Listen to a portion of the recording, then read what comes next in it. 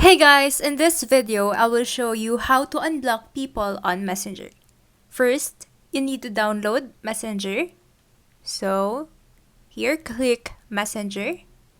Now, let's go to our profile on Messenger and then look for the privacy and safety on your settings. So, see, picture and then privacy and safety. And then choose block accounts. So this is just an example. We're not blocking Jackson Wong. So yeah, that's it. That's how you unblock people. So let's click this one. Unblock messages and calls. Unblock Jackson.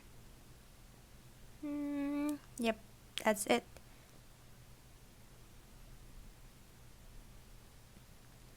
That's how you unblock people on Messenger. Thank you for watching. Have a great day.